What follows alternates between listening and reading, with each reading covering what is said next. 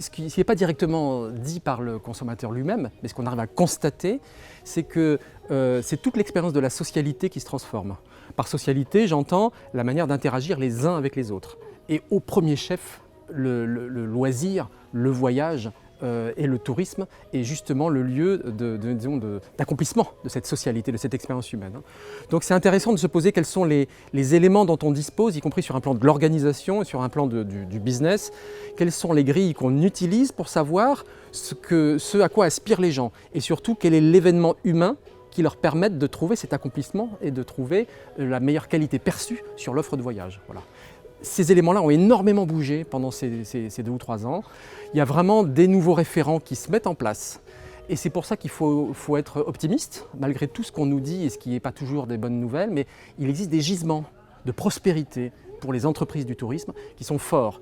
La plupart ne sont pas visibles, donc il faut aller les chercher et modestement nous y contribuons et nous avons lors de ce Net Manager pas mal de gens qui s'efforcent comme moi de rendre visibles et compréhensibles toutes ces choses. Alors le métavers est un sujet très intéressant parce que d'abord on en parle beaucoup, ça occupe un peu l'espace médiatique si je puis dire aujourd'hui et derrière le métavers on met un peu tous les nouveaux éléments, nouvelles techniques du digital, du Web 3 comme on pourrait l'appeler. Sur le fond, il faut se méfier de ce qu'on dit d'une technique parce que la technologie elle ne porte pas en soi ses qualités. La technique elle est surtout ce qu'on en fait. Le digital ce n'est pas tellement un outil mais c'est un espace. Et puisque c'est un espace, il faut l'équiper. Il faut le cartographier, il faut décider de choses qui vont s'y passer et d'autres qui ne s'y passeront pas. Il faut trouver les bonnes pratiques de telle manière à ce que, effectivement, le métaverse puisse devenir, pourquoi pas, un espace de la convivialité, ce qui n'est pas encore tout à fait aujourd'hui. Pour l'instant, c'est une friche, il y a beaucoup de choses à faire, mais il y a aussi des débordements. Mais tout ça, c'est pas grave, c'est normal. Les premiers temps d'un nouvel espace sont souvent des temps de conquête, des temps où les pionniers ont des méthodes un peu rustiques.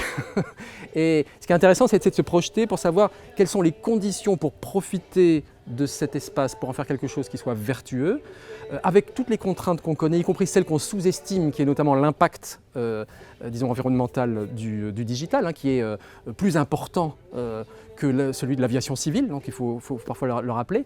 Et donc pour essayer d'y trouver des formes qui soient vertueuses, à la fois pour l'expérience du tourisme, mais également pour les indicateurs qu'on peut se placer quand on est une entreprise responsable. Moi je pense que le tourisme sur le fond est une expérience d'une sensibilité environnementale qui n'est pas directement liée au métavers. Pour autant, le métavers peut être véritablement intéressant en amont et en aval, et parfois en parallèle de l'expérience touristique.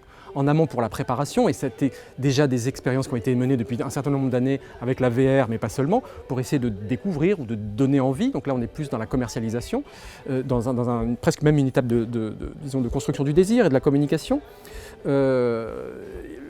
En aval de l'expérience touristique, bien évidemment, c'est un espace sur lequel on peut revivre, faire durer et partager des expériences qu'on a vécues avec d'autres, pourquoi pas. Et au milieu, il peut y avoir des temps qui sont intéressants parce que la partie la plus visible du métavers aujourd'hui, c'est la socialité, c'est le jeu, mais c'est aussi la formation. Voilà. Donc dans le jeu, bien évidemment, là nous sommes sur un bateau sur lequel il y a une partie ludique qui est très présente, donc bien évidemment la culture digitale a sa place. Dans les formes de sociabilité, bien sûr, et c'est ce par quoi déjà le digital, la deuxième grande vague du digital dans les années 2000 s'était déployée autour de la convivialité et de la socialité, donc bien évidemment le métavers va pouvoir poursuivre cet élément-là. Et puis peut-être ce troisième point, d'un point de vue plus professionnel, c'est-à-dire que c'est aussi un espace du faire ensemble, du travailler ensemble, qui peut donner des solutions pour le secteur du tourisme de telle manière à augmenter sa performance, son efficacité, tout en maîtrisant, comme on l'a dit, son impact environnemental.